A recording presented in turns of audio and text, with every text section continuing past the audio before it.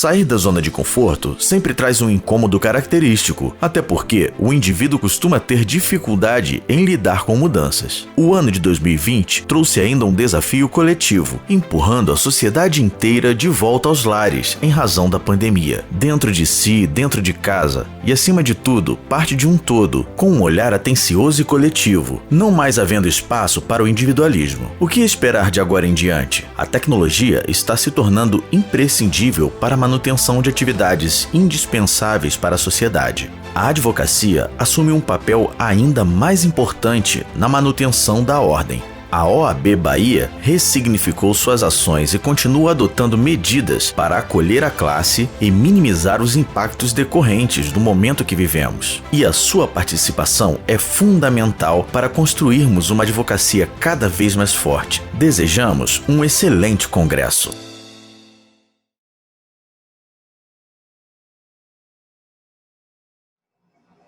Boa tarde a todos.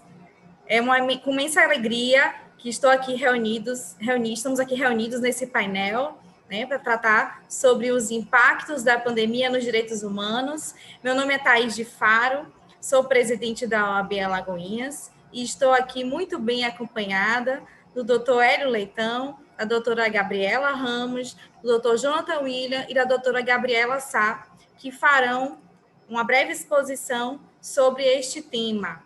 A nossa live ela tem uma duração de 1 hora, então cada palestrante tem 15 minutos para falar sobre as suas considerações.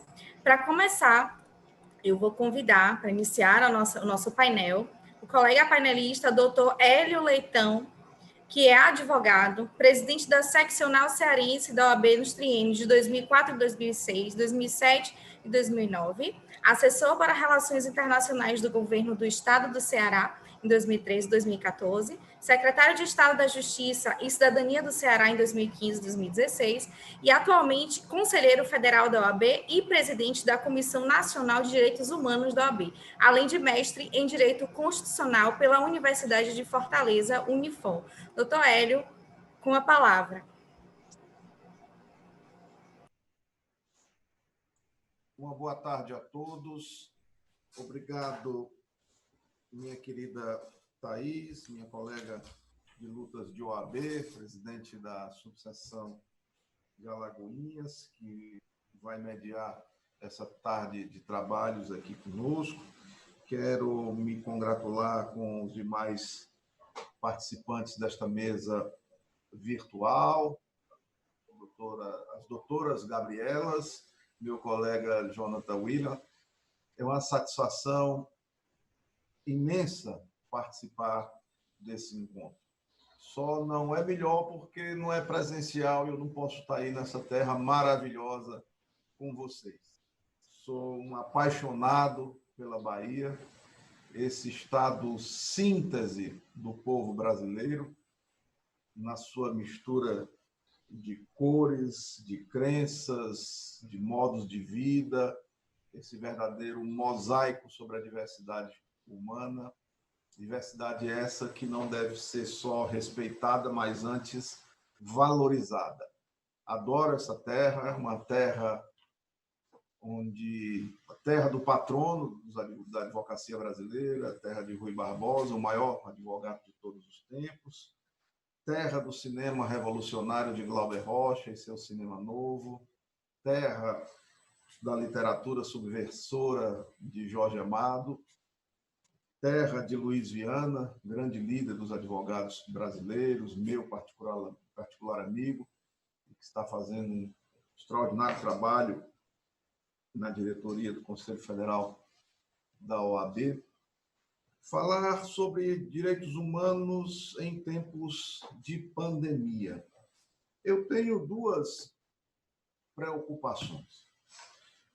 Esses tempos exigem, sim, alguma relativização de direitos. A realidade se impõe. A emergência sanitária se impõe, a crise sanitária se impõe. Devemos, no entanto, ficar vigilantes em relação a dois aspectos. O primeiro deles é que essa relativização de direitos ela se dê na medida do estritamente necessário. Ela se dê na medida do que o tempo exige, e tão somente. Que não se perpetue, que fiquemos atentos ao legado, às lições de Agamben, de George Agamben, naquele seu livrinho, onde ele fala que há uma tendência a que essas situações de relativização de direitos, relativização adotada em tempos de exceção, em tempos excepcionais, elas tendem a se perenizar, elas tendem a se eternizar. E essa é uma preocupação. Que essa relativização, essa limitação de direitos seja feita na medida do estritamente necessário e no tempo do necessário. É o alerta de Agamben, é o alerta de Pedro Estevam Alves Pinto Serrano, nosso Pedro Serrano, no seu livro Autoritarismo e Golpes na América Latina, um livro já mais recente do que o do Agamben, onde ele faz também esse alerta para que nós não nos acostumemos. Isso pode ser visto em vários momentos, que algumas medidas que afetam até mais diretamente a advocacia, como o trabalho à distância, que isso não se prolongue para além do necessário. Nós já temos visto algumas gracinhas, Jonathan, como envie o seu currículo, você, como eu, é advogado criminal, estão querendo fazer júri à distância, estão querendo sustentação oral, mandar gravado, essas coisas assim, limitação de visitação, de acesso a advogado a presídio, essas limitações todas que, se num primeiro momento podem e se impõem, elas não devem se eternizar. Os espíritos autoritários, eles estão em permanente latência. E esses momentos de crise, momentos de emergência, eles tendem a despertar esses espíritos autoritários. Então, é uma primeira preocupação que nós, que militamos pela afirmação, promoção e defesa dos direitos humanos, devemos ter sempre presentes. A outra é que essa emergência sanitária, que expõe a nu todas as contradições da nossa sociedade, que expõe a nu a grande injustiça social que permeia toda a estrutura do tecido social brasileiro, que agora vem a nu, agora vem à luz. Há quem fale no novo normal. Um amigo diz, não há novo normal, esse é o velho estrutural, agora exposto às claras, trazido à luz do dia. É o velho estrutural que aparece agora com todas na sua face a mais cruenta. Não por acaso, o Covid-19 vitimiza os mais pobres, vitimizam aqueles que são os alvos preferenciais de sempre das violações de direitos humanos. Essa é uma primeira preocupação que eu gostaria de partilhar com essa mesa e com quem nos assista. A outra é que, se as nossas atenções são atraídas para esse momento, para a questão da pandemia, tenhamos cuidado para que, uma vez que nos voltamos para isso, não pode ser diferente, temos que nos voltar para isso, mais uma vez, a realidade se impõe. Também é verdade que esse momento tem servido, para usarmos aqui uma expressão do ministro Ricardo Salles, não é, o ministro do Meio Ambiente, para que a boiada da violação de direitos não passe. Enquanto nós estamos consumidos, temos as nossas atenções voltadas para a crise e para a emergência sanitária, os ataques aos direitos humanos, as violações aos direitos humanos não se acentuem e a gente acaba não vendo a boiada passar. Eu destacaria aqui, e tenho uma compreensão muito clara de que a Constituição e os direitos humanos, porque a defesa dos direitos humanos não é outra coisa senão a defesa da legalidade e dos valores consagrados na Constituição, eu tenho, os direitos humanos têm sido golpeados diuturnamente sob o tacão do atual governo federal. Os golpes, os ataques são diuturnos, são diários e não são sequer sutis. São ataques abertos, em campo aberto. Nós temos um presidente da República que é, sim, inimigo declarado dos direitos humanos e disso não faz segredo. E nós temos visto algumas iniciativas que atentam frontalmente contra conquistas que julgava eu, talvez na minha ingenuidade, julgava eu já consolidadas, já como conquistas do povo brasileiro. Eu apontaria algumas. Uma gravíssima violação. Temos o desmonte do sistema de prevenção, do Sistema Nacional de Prevenção e Combate à Tortura.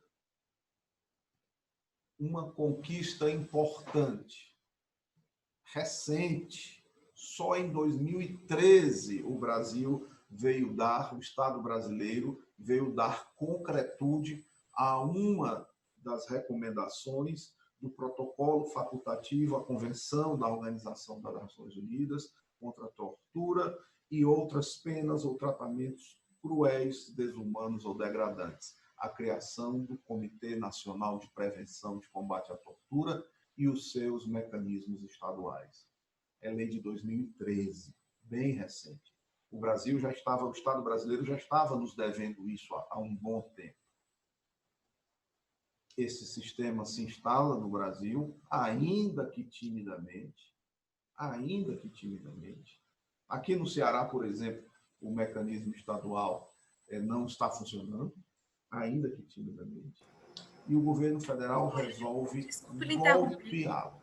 Mas o senhor pode só ajustar um pouquinho melhor a câmera para a gente ver o senhor melhor. Ah, tá. Baixar um pouquinho, baixar mais. Melhorou? Melhorou, pode baixar mais ainda. É o máximo que fica.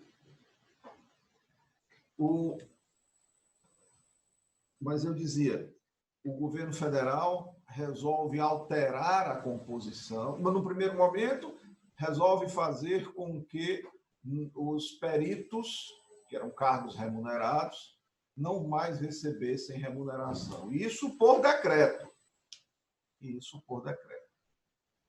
Conseguiu-se uma medida judicial, a Defensoria Pública da União consegue uma medida judicial e essa situação está por hora sanada. É uma medida judicial precária, uma liminar, mas tentou-se caçar a remuneração dessas pessoas. Depois muda-se outra vez por decreto. A composição, tenta-se mudar a composição e eu vi dos currículos que as nossas colegas Gabrielas, elas têm uma intensa formação acadêmica. Tem uma coisa curiosa nesse decreto. Se vocês não viram, não pode haver representantes do mundo acadêmico.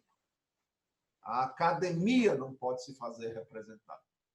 É uma coisa inacreditável, não é? É uma coisa inacreditável. De fato, a aversão à cultura, a aversão ao conhecimento, não é? Eu devo confessar aos senhores que eu nunca imaginei que o nosso país fosse descer tão baixo.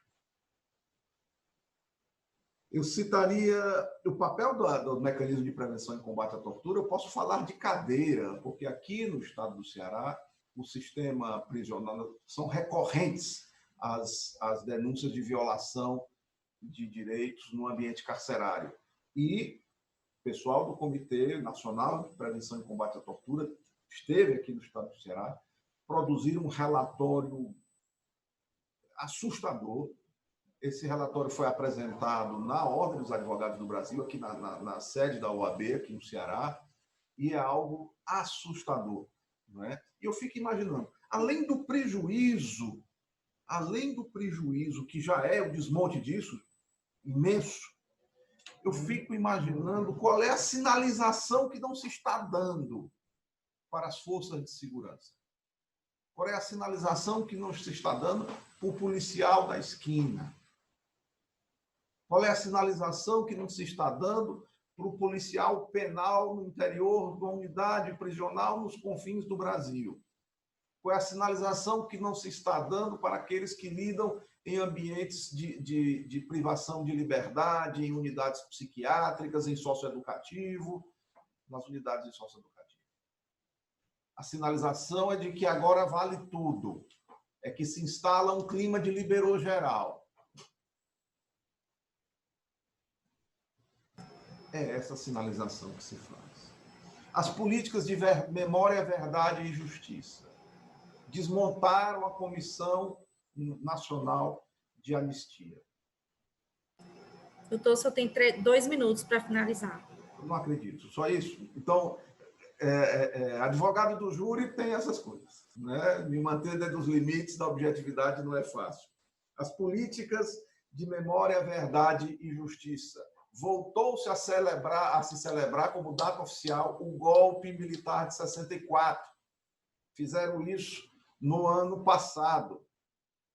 O Conselho Federal da OAB, eu fui a Genebra, em nome do Conselho Federal da OAB, no Conselho de Direitos Humanos, fiz a denúncia pública.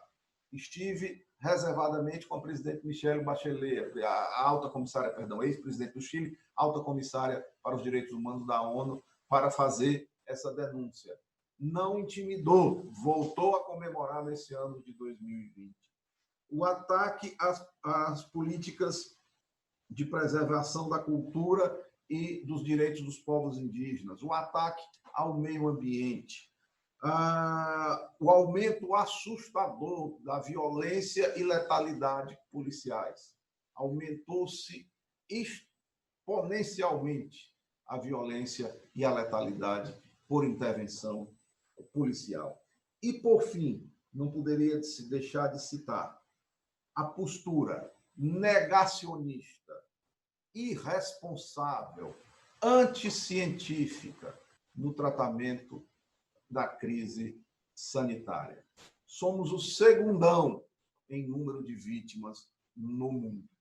O Brasil, que se notabilizou, temos um presidente, o Brasil que se notabilizou aos olhos do mundo por uma política internacional altiva, uma política internacional de aproximação com os órgãos internacionais, de submissão às suas decisões. O Brasil se permite contrariar a Organização Mundial de Saúde, a organização mais importante sobre o tema no planeta, que reúne toda a inteligência mundial sobre o tema. Mas o nosso presidente se permite fazer o papel de propagandista de remédio e vai para a TV defender cloroquina. Né? É algo que nunca se viu. Portanto, eu quero conclamar, vou terminar, Thaís, eu prometo, quero conclamar a todos os que nos ouvem, os advogados, e nós temos compromisso com a causa dos direitos humanos, quando prestamos o nosso juramento, artigo 20 do Regulamento Geral, todos nós temos esse compromisso, que nós abracemos essas lutas. O momento é que nós, claro que temos as nossas diferenças políticas, temos as nossas opções, mas o momento, essa briga de esquerda e direita fica para depois. O momento é de convergência, de que valorizemos as convergências, é o momento de que nós, democratas brasileiros, nos unamos em defesa dos valores consagrados na Constituição, em defesa dos direitos e garantias fundamentais. Muito obrigado.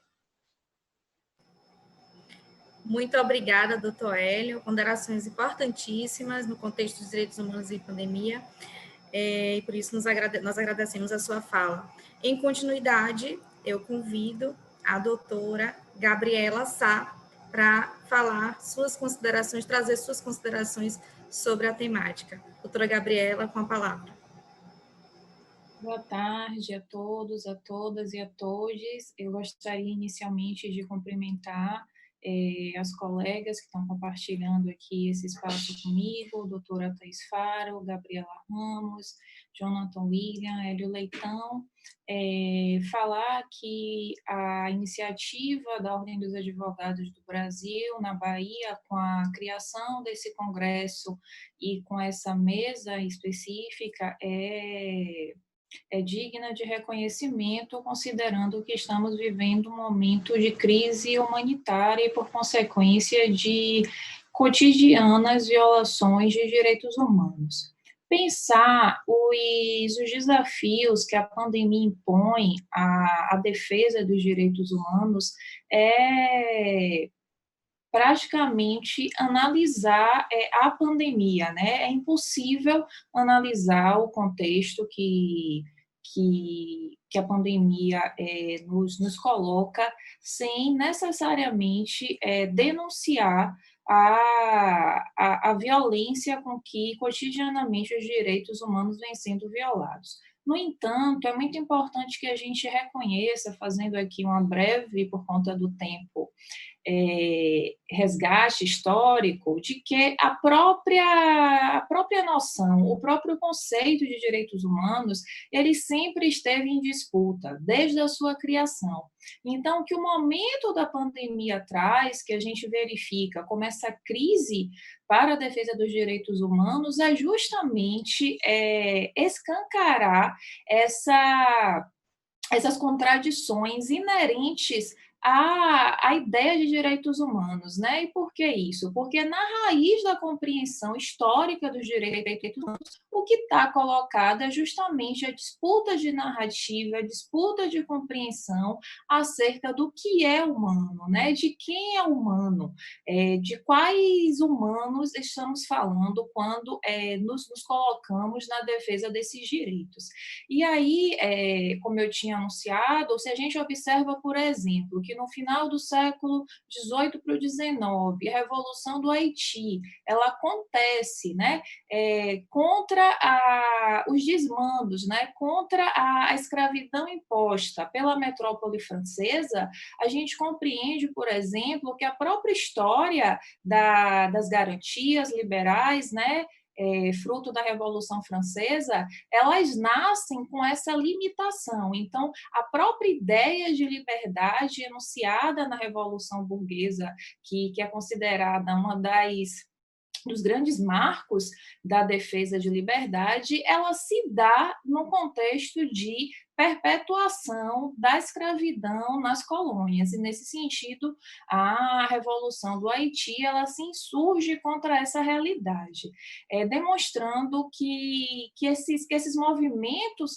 que acontecem no âmbito das potências, no âmbito dos estados, ainda que se vistam de roupas, né, por assim dizer, de igualdade e de defesa de direitos, elas são profundamente vinculadas aos interesses daqueles setores historicamente dominantes na história das nossas sociedades. Um segundo ponto é que a própria Declaração Universal dos Direitos Humanos, ela vem sendo, né, do ponto de vista das teorias críticas dos direitos humanos, isso não é nenhuma novidade, profundamente questionada na sua universalidade. Por quê? Porque no momento em que a Declaração de Direitos Humanos ela é anunciada, a gente precisa considerar que os países europeus ainda colonizavam países em África, né? Que muitos países em África estavam lutando pela sua independência, enquanto esses mesmos países europeus que lutavam pela permanência da colonização em África estavam mostrando ao mundo uma suposta preocupação com os rumos da humanidade após a guerra. Sendo assim, o que eu destaco já de entrada é que o momento de pandemia impõe aos direitos humanos não apenas repensar quem são esses humanos que são considerados dignatários na prática desses direitos, mas também que nos convoca a partir do momento que reconhecemos inevitavelmente que nem todos os sujeitos são incluídos nessa dimensão de humanidade dentro desse histórico do legalismo, né, que envolve os direitos humanos, nos impõe a necessidade de uma reconfiguração, não apenas da compreensão de direitos humanos, mas também das práticas e das tentativas de efetivação desses direitos. Dito isso, no contexto do nosso país, é inevitável se confrontar que estamos caminhando para 118 mil óbitos, 118 mil pessoas no Brasil vitimadas pelo Covid-19, sendo isso sem considerar a subnotificação, que colocaria esses dados ainda numa realidade ainda mais agravante, e ainda é importante a gente considerar que mais de 50% também dados subnotificados dessas vítimas são pessoas negras. Estudos demonstram que as mortes naturais de pessoas negras, aqui considerados pretos e pardos, segundo o IBGE, aumentaram aproximadamente 3,4 após a pandemia. Então, o que estamos falando é de uma pandemia que ela não, de um fato natural, que não atinge igualmente todas as pessoas. Então, nesse sentido, é inevitável romper com o silêncio da universalidade acerca desses destinatários de direitos humanos. Estamos vivendo um momento em que o homem que ocupa a presidência da República, ele naturalmente convoca diariamente a democracia racial como esse elemento de negação do racismo na sociedade brasileira. E é justamente a democracia racial que faz com que se institua essa crença de que não há nada a ser feito. A pandemia é um mal que atinge indistintamente a todos e a todas nós. Sabemos, por conta desses dados que eu trouxe, por conta das comorbidades que as populações negras apresentam, por conta de todas as violações de direito decorrentes do racismo. Aqui eu queria já pontuar que é muito urgente reconhecer que o racismo ele é uma porta de entrada de vedação de acesso ao direito. Então, o racismo ele seria essa grande ruptura com a própria ideia de humanidade. A partir do momento que o racismo ele naturaliza as mortes, ele naturaliza o sofrimento, ele naturaliza a marginalização da população negra, está, assim, impedindo que essa população, que constitui a maior parcela da sociedade brasileira, usufrua dos direitos básicos. Então, nesse sentido, não se pode encarar esse momento enquanto defensores e defensoras de direitos humanos, sem se sentir profundamente convocado a não apenas enunciar que pretos são os que mais morrem, mas também denunciar. E a partir dessa denúncia, construir de forma coletiva outros cenários em que, de fato, a defesa da humanidade ela seja compartilhada através desses segmentos historicamente oprimidos pelas interseccionalidades de gênero, raça e classe.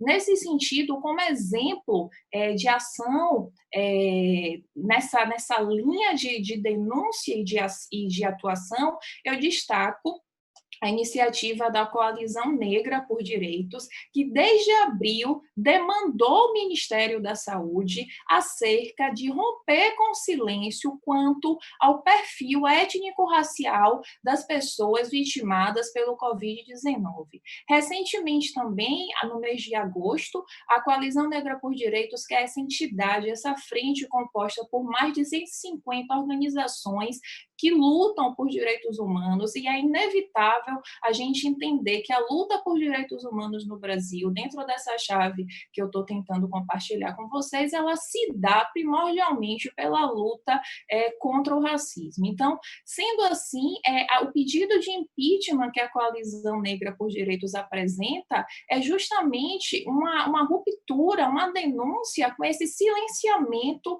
acerca das vidas negras que estão sendo perdidas.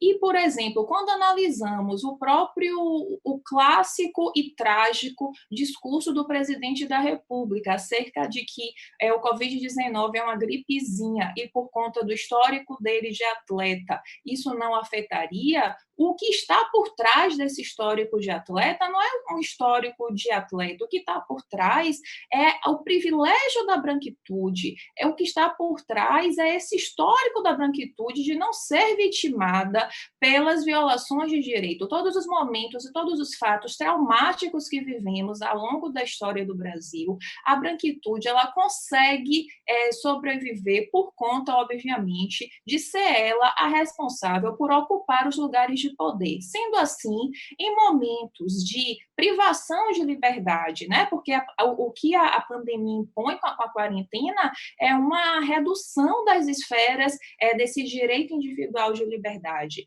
Só que a branquitude, sendo ela a grande detentora dessa capacidade de gestão da vida, sendo o Estado brasileiro ainda regido por essa parcela da população, nesses marcos da branquitude, esse privilégio de continuar a vida, de continuar as possibilidades de reprodução, né, da vida, de acesso aos direitos básicos durante a pandemia, obviamente que ele fica garantido para a branquitude. Então, o que estamos vivendo é esse momento em que direitos humanos se transformam em privilégios. E é isso que escancara o mito da democracia racial. Sempre na história do Brasil, que nos confrontamos com distintos eventos que atingem a sociedade, o recurso ao silêncio, o recurso a omitir as diferenças, o recurso a omitir as vulnerabilidades das populações negras é justamente a marca deste descaso que reconhecidamente coloca a população negra nesse lugar de ao Deus dará, para falar aqui uma linguagem mais popular.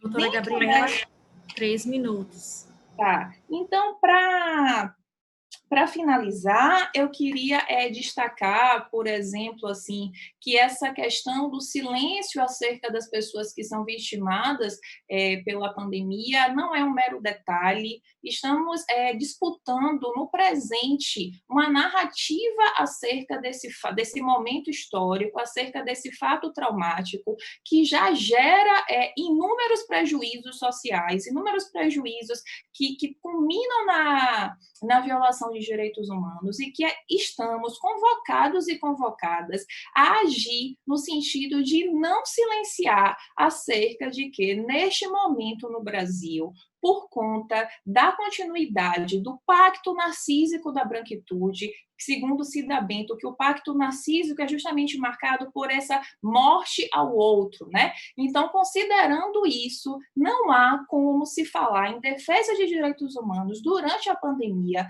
sem disputar no presente essa narrativa acerca do que está de fato acontecendo no nosso país quanto à violação de direitos humanos, sendo que o racismo, mais uma vez, continua sendo a porta de entrada, que também é por essa porta que são levadas a maioria das vítimas da Covid-19. Então, eu agradeço mais uma vez pelo espaço do convite e fico aqui na escuta pela palestra dos outros colegas. Muito obrigada. Doutora Gabriela, a leveza e a profundidade com que suas palavras nos tocam é algo assim que nos dá vontade de ficar mais e mais lhe ouvindo aqui. Muito obrigada pelas suas considerações, é algo realmente a se refletir no contexto dos direitos humanos na pandemia. Dando seguimento, eu convido o colega, o doutor Jonathan William, para fazer as suas considerações acerca da temática. Doutor Jonathan está com a palavra.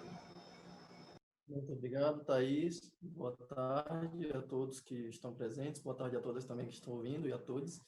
Bom, eu fui incumbido de falar um pouco sobre o impacto da pandemia nos direitos humanos e suceder a doutora Hélio Leitão e a doutora Gabriela Sá já é uma responsabilidade grande por si só. Mas então, para poder cumprir o objetivo que me foi otorgado e recebo com grande alegria, visto que participar desse evento é, de fato, uma grande satisfação, eu pretendo abordar um pouco sobre a segurança pública e o sistema prisional, sob a perspectiva dos direitos humanos nesses tempos de pandemia. Mais cedo, nós tivemos já um painel que tratou inteiramente sobre o sistema prisional e Covid, e, ao mesmo tempo, que foi um grande desafio, nós tivemos também uma mesa sobre a dignidade humana e a quem ela se destina. Então, eu não vou me alongar muito nas questões introdutórias para poder tratar propriamente dos impactos no sistema prisional e nas políticas de segurança pública que vemos observando agora nesses tempos de pandemia, né? Olha, logo no início da pandemia, nós tivemos a ideia de que esse cenário, ele desvela, ele joga um holofote nos mais diversos problemas que atingem o Brasil enquanto país. Então, para resgatar um conceito trazido ontem pelo ministro Aires Brito, é uma crise multitudinal, ela atinge diversas áreas. E quando a gente fala em direitos humanos, naturalmente, tem um conceito no imaginário social de que direitos humanos eles não poderiam ser atribuídos a pessoas dentro do sistema prisional. Então, quem defende direitos humanos para bandido é um democida, é um bandidólatra. Então, correndo o risco de incidir nessa peixe de bandidólatra, eu vou prosseguir nas considerações. Pois vejam, a pandemia ela veio e logo no início das medidas de isolamento, o cenário criminal ele se desvelou para pensar, olha, o sistema carcerário ele está em grande vulnerabilidade nesse contexto, porque nós sabemos que é um ambiente insalubre, é um ambiente marcado pela superpopulação, é um ambiente que já foi declarado pelo Supremo Tribunal Federal como inconstitucional. Ou seja, e aí eu abro um parêntese para falar dessa inconstitucionalidade, porque, infelizmente, há um esvaziamento dessas categorias e muitas pessoas não se dão conta da gravidade que é esse reconhecimento de estado de coisas inconstitucional. Está dito pelo Supremo Tribunal Federal que não há constitucionalidade, que o sistema carcerário, que as prisões no Brasil em geral, desculpe, ela não atinge a sua finalidade, ela não comporta as pessoas que lá estão, elas não garantem o mínimo existencial que está previsto na Constituição para o cumprimento de pena. Então, quando falamos de estado de coisas inconstitucional, a gente está falando de uma barbárie, de uma negação de direitos, de uma negação de humanidade no próprio sistema carcerário. Então, percebam, isso por si só já é alarmante. Aí nós temos a pandemia que fala, pronto, as pessoas agora têm que ficar isoladas, distantes uma das outras e ter higiene pessoal para evitar a disseminação do vírus. E como é que a gente vai falar disso no sistema prisional? Marcado pela superlotação, marcado justamente por essa insalubridade, por essa ausência de espaços físicos, pela ausência de materiais mínimos para higiene. Então, logo nesse início, no bojo dessa ADPF que eu citei, o Instituto de Direito de Defesa, o IDDD, lá em Brasília, ele pediu em caráter liminar que fossem adotadas medidas de desencarceramento para réus presos que estivessem num grupo de risco ao Covid, que estivessem aprisionados por crimes sem violência ou grave ameaça, e tentasse, de fato, o Poder Judiciário se atentar a desencarcerar, a esvaziar os presídios com pessoas que não deveriam estar lá dentro, para tentar minimizar esses efeitos dessa pandemia. Mas, infelizmente, tivemos sim o deferimento dessa liminar, em que o ministro ele conclamou ao Poder Judiciário que analisasse caso a caso. Então, infelizmente, ele não deu essas medidas desencarceradoras, mas ele conclamou os juízes. Mas até esse conclame, a uma parcimônia e a uma adoção de medidas de desencarceramento, ele foi cassado pelo plenário. E aí, logo em seguida, tivemos a recomendação 62 do CNJ, que trouxe uma série de orientações, mas que fosse analisada caso a caso. E nós sabemos qual é o resultado disso. Hoje nós temos dados que dão conta de que mais de 80% dos HCs, dos habeas corpus, das medidas de pedido de liberdade, motivadas pelo Covid-19 e tentando preservar a vida de pessoas que estejam no grupo de risco, eles são negados. Ora, temos aí uma clara violação de direitos humanos. Para além disso, porque isso já vem sendo denunciado desde antes da pandemia, a pandemia só potencializou essas violações que vêm ocorrendo, nós temos as políticas de segurança pública, que também já há muito tempo vêm sendo denunciadas, que elas são ineficientes, que elas são voltadas a um projeto, na verdade, genocida determinado a parcelas da população. E aqui eu resgato a questão racial, porque ela é um elemento estruturante da sociedade brasileira.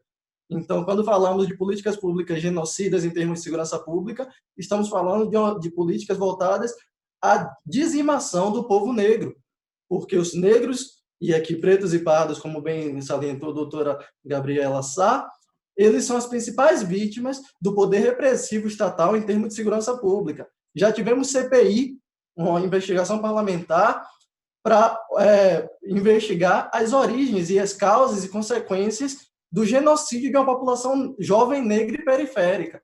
Então, há muito tempo vem sendo denunciado que jovens negros no Brasil eles são mortos aos montes. E as políticas de segurança pública elas são invasivas. E aí, na pandemia, nós tivemos novamente um escancaramento dessa situação e tivemos operações policiais desastrosas.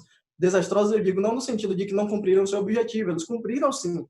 Eles mataram pessoas na busca por repressão a uma criminalidade, na busca pela política de guerra, e na guerra tem causalidades, e as causalidades foram jovens negros e negras que foram mortos.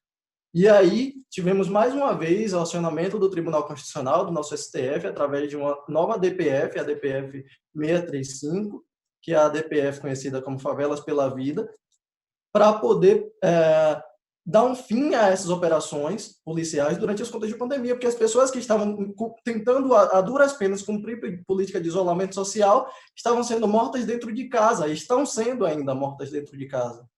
Então, percebam, nós temos aí políticas no sistema carcerário e políticas de segurança pública que, no contexto de pandemia, está explícito que não funcionam já há muito tempo, já desde antes, e vem sendo denunciado. Mas o que é que acontece? Já há um silenciamento muito grande dessas narrativas, porque, infelizmente, a doutora Gabriela Sá trouxe de forma muito breve, mas profunda, que há uma disputa de narrativas sempre em curso, e tratando de direitos humanos, essa narrativa é ainda mais intensa. E se formos adotar o chavão histórico de que a história é contada pelos vencedores, esse projeto hegemônico ele silencia saberes, conhecimentos e denúncias outras que não desse projeto hegemônico. Então, as denúncias que tratam desse vetor racial na segurança pública e no sistema carcerário, que, na verdade, nós sabemos pelo Atlas da Violência, pelos dados do Infopem e por tantos outros dados trazidos, que o sistema carcerário ele é composto majoritariamente em uma maioria esmagadora de pessoas negras. Então, nós temos esse silenciamento, porque quando se discute direitos humanos, nós temos aquela pecha que eu trouxe logo no início, de bandidólatra, democida, e em termos de política de segurança pública, isso, vamos ser muito francos, não dá voto. O que dá voto hoje em dia é você tratar de repressão à criminalidade, guerra às drogas, policiamento ostensivo e brutal, porque isso passa a uma grande população e a um imaginário coletivo uma sensação de segurança. E se você se insurge quanto a isso e denuncia, você é inimigo, você não está querendo a prosperidade da nação. Mas de que nação estamos falando? De que direitos humanos estamos falando? De que humanos estamos falando? É essa a grande questão. É essa a pergunta-chave que fica. Então, aqui eu trago também a fala de Chimamanda Ngozi, quando ela nos alerta sobre o perigo de uma história única. Então, há sim perigos de história única, e a história ela é feita pelo seguinte: as histórias elas importam. Muitas histórias elas foram utilizadas para espoliar, para caluniar, e são utilizadas realmente como ferramentas de silenciamento. Histórias outras que não hegemônicas são silenciadas. Mas a história também ela pode ser usada para empoderar, ela pode ser usada para humanizar. Elas podem despedaçar a dignidade de um povo, mas também reparar uma dignidade despedaçada. Então, ora, vamos lá.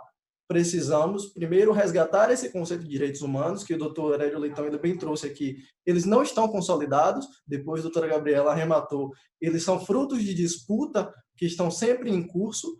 Então, vamos falar de resgatar essas histórias, ouvir outros lados, tentar formular novas propostas. E quando falamos aqui em políticas efetivas, em termos de segurança pública, em termos de sistema carcerário, nós temos que também nos atentar que não se trata de repressão, não se trata aqui de violência para conter a violência. Isso não existe, isso vem sendo mostrado desde a fundação do Brasil enquanto Brasil, desde a fundação do Brasil Colônia, da Fundação Brasil República, que infelizmente nós pouco mudamos e avançamos, mas vem mostrando que essa contenção da violência pela violência, ela não existe, ela não prospera.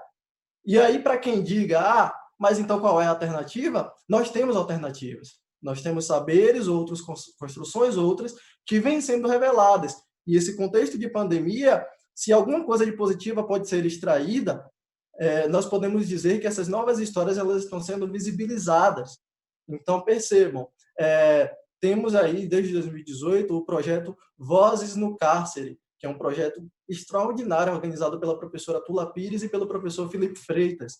Eles sistematizaram mais de 8.000 cartas com a ajuda de uma equipe incrível, claro, e eles trouxeram numa obra a vivência de pessoas dentro do cárcere e as demandas dessas pessoas, as reivindicações dessas pessoas e as propostas dessas pessoas para uma humanização, de fato, dessas políticas de segurança pública do sistema prisional.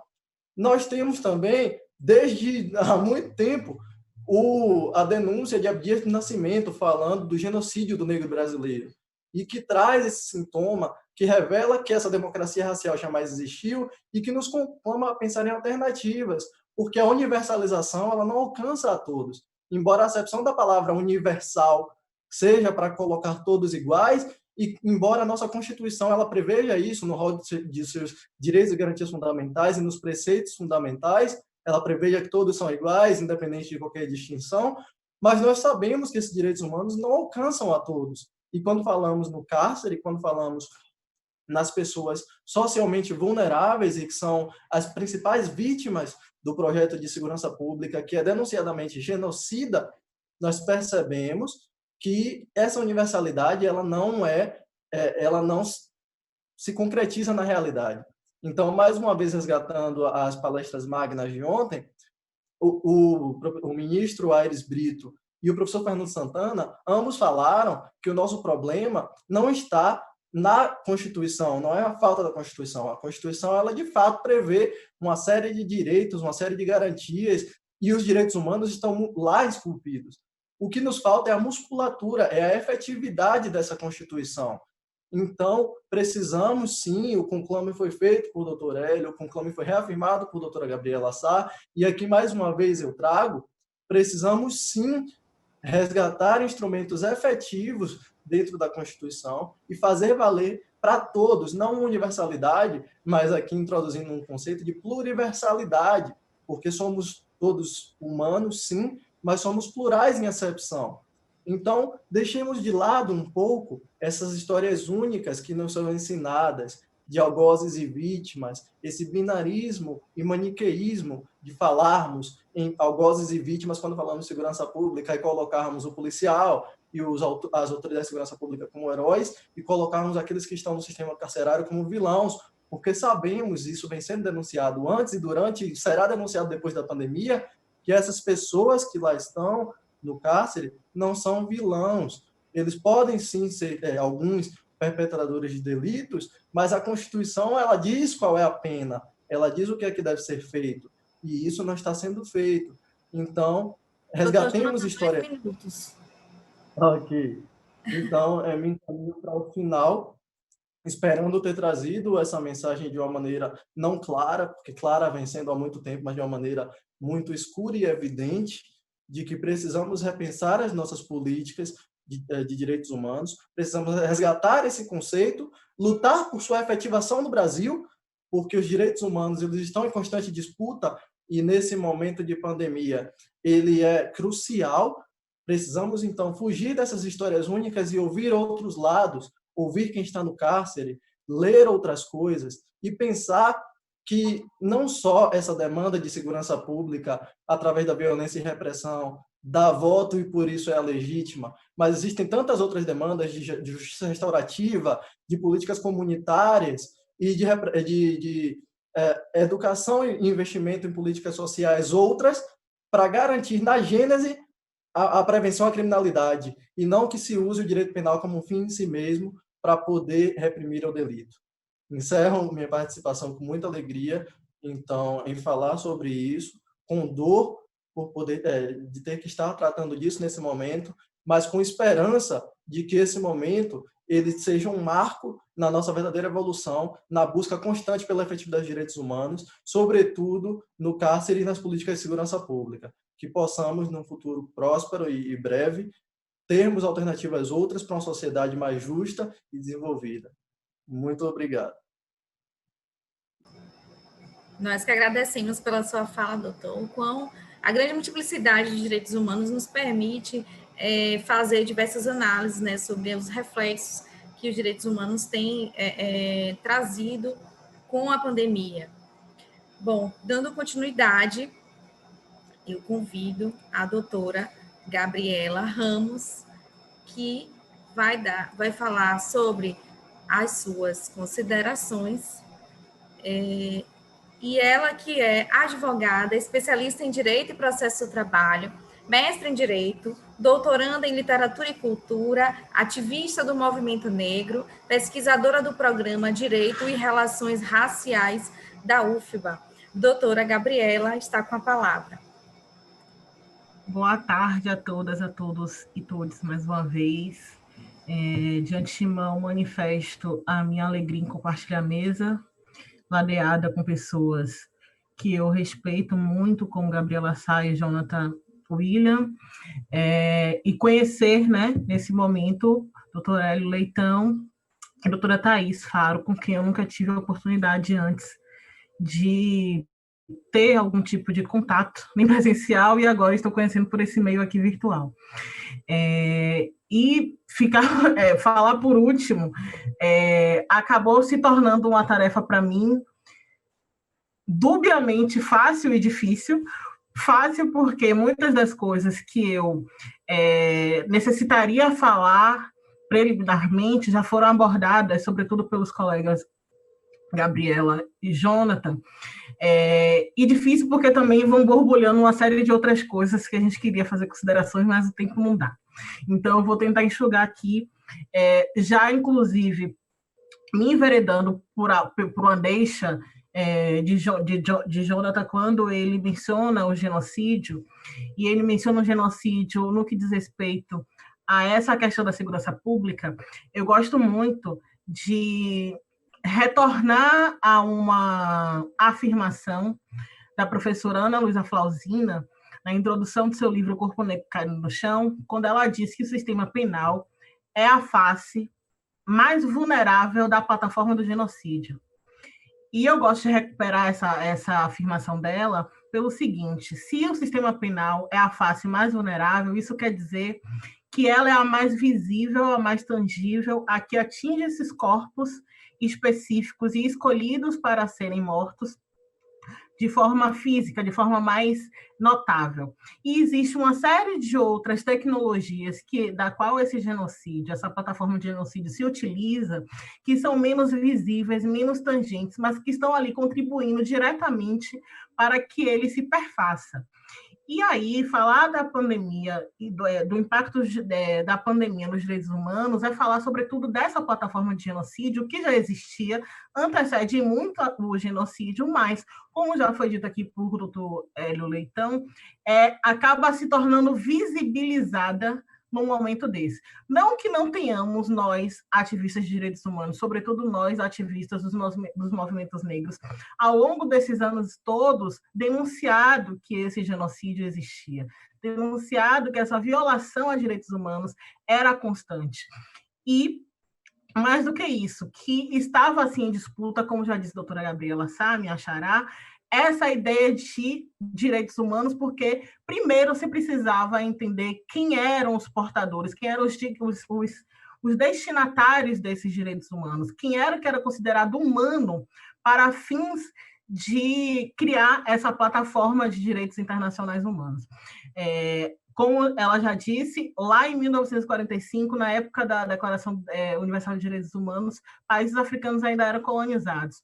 E a Declaração de Direitos Humanos veio para salvaguardar as vidas dos judeus, do povo judeu que estava lá sofrendo as violências nazistas naquele momento. E depois, em 1948, a ONU também enquadra como crime à humanidade o crime de genocídio, né? Também atenção ao julgamento de Nuremberg, né, que se entendeu que foi falho, que o que aconteceu no julgamento de Nuremberg estava muito aquém do que se esperava, né?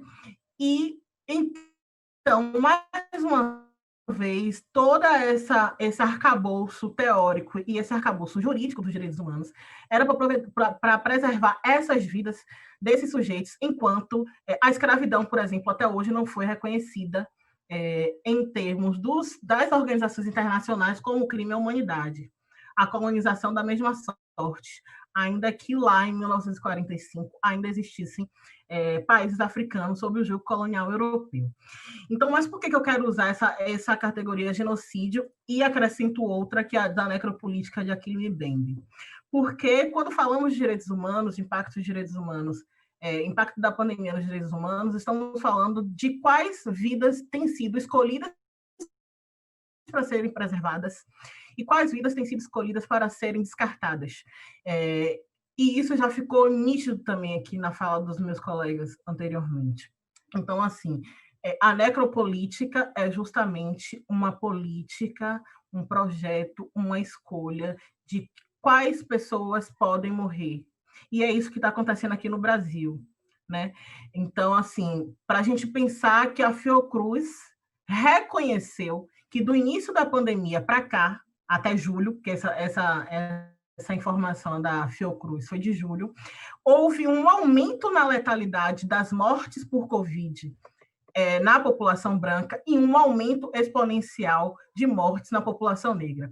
Não podemos esquecer que as duas primeiras vítimas de Covid no Brasil foram uma trabalhadora doméstica e um porteiro.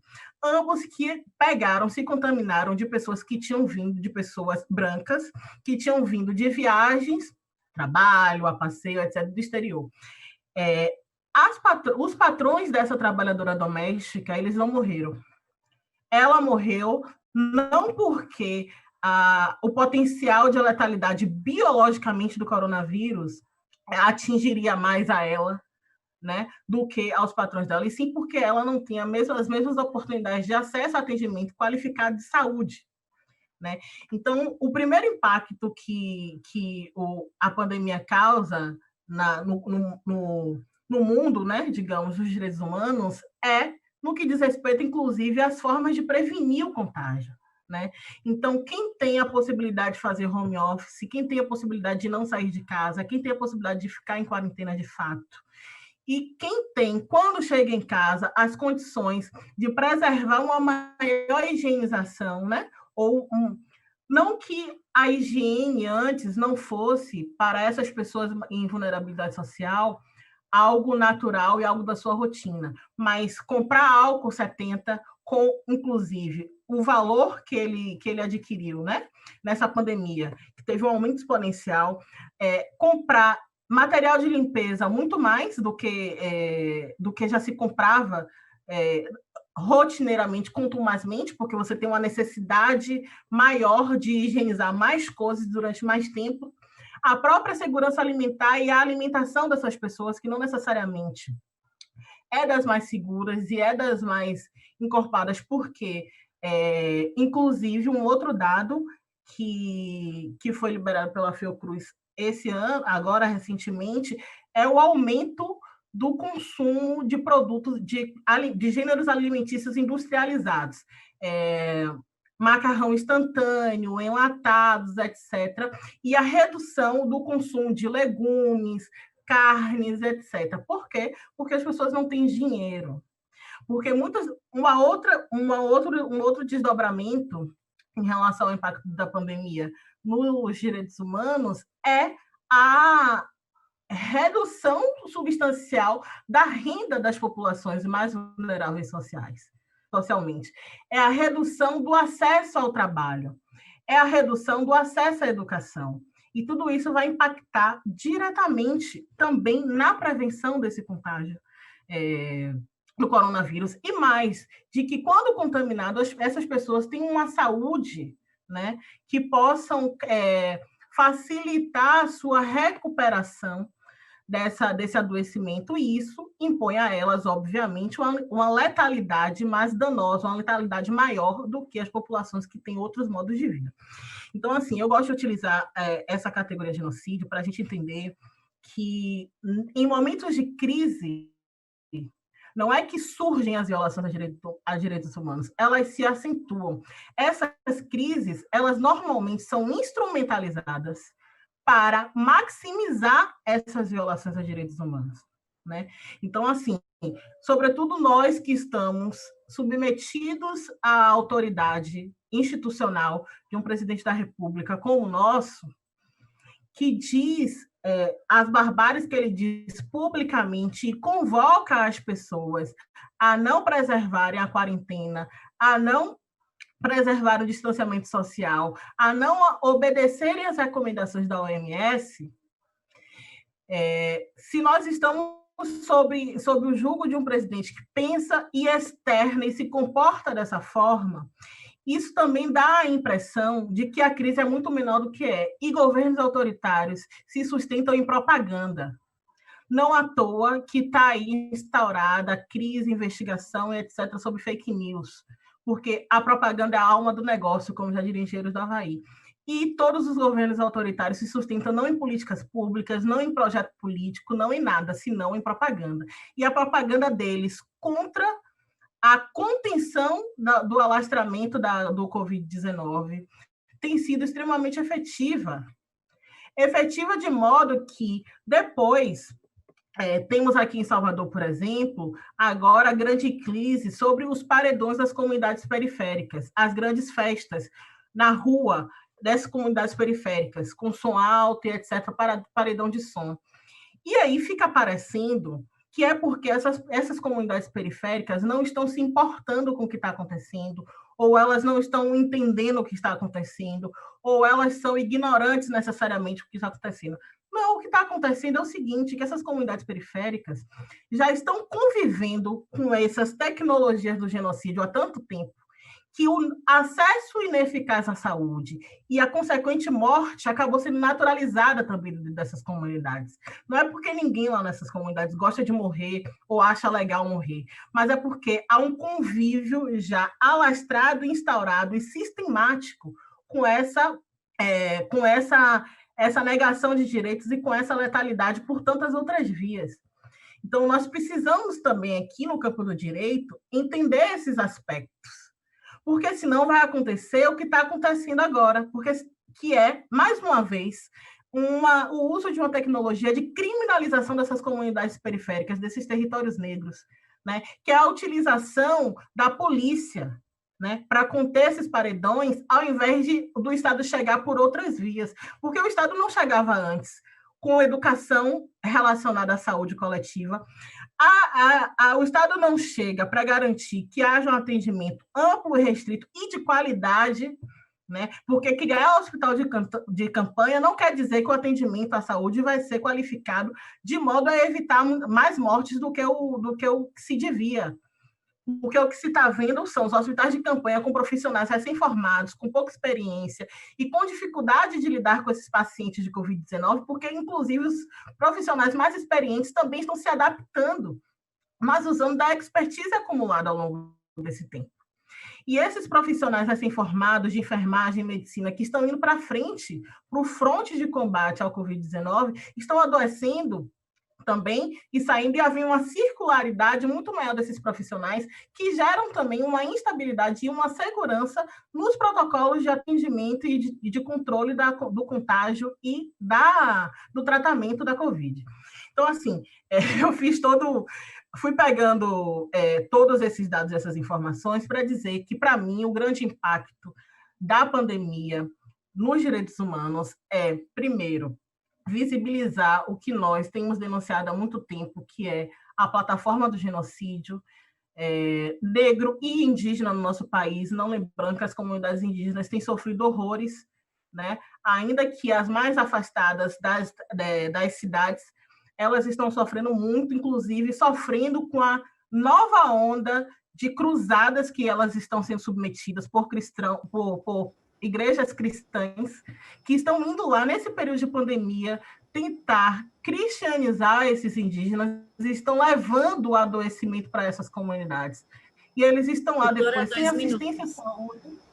assistência à saúde, sem nenhum tipo de acolhimento estatal que possa preservar-lhes a vida, e mais, posteriormente à vida, sofrendo a violência de terem dificuldade de fazer seus ritos litúrgicos para poder se despedir desses corpos e desses sujeitos que estão morrendo nessas comunidades, né? E isso é uma nova violência de direitos humanos. A violência perpetrada através da violência cultural. É um epistemicídio, sim, isso. Então, para arrematar, para mim, necropolítica informa o genocídio, e essas são as grandes duas categorias que informam qual é o impacto da pandemia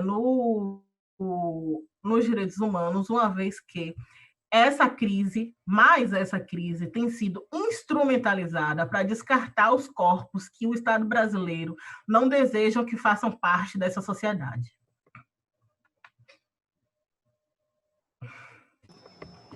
Muito obrigada. Eu confesso, agora que a gente está caminhando para o final, eu confesso que a minha dificuldade aqui de acompanhar o tempo é muito grande, porque eu fico me concentrando na fala de vocês e, de fato, fico sem ver o tempo passar.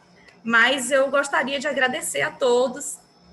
E, bom, se é que eu posso falar algo sobre esse painel, é que é muito, muito gratificante ver que essa discussão chegou aqui no espaço da OAB Bahia, ver que eu me sinto lisonjeada de estar aqui mediando esse momento, rodeada de colegas tão ilustres e tão preparados para falar sobre o assunto, e que chama a atenção como que os direitos humanos estão sendo atingidos, né, em diversas esferas, como que a população vulnerável ela tem sido primeiramente e mais profundamente atingida, como foi tão bem destacado pelos colegas, né? De fato, a preservação das garantias mínimas, né, com o objetivo de resguardar algo que nos é tão caro, né, como a dignidade humana, é algo que é muito importante, é um tema emergente, e nós, como operadores do direito, precisamos reconhecer o papel das ciências jurídicas nesse papel regulatório,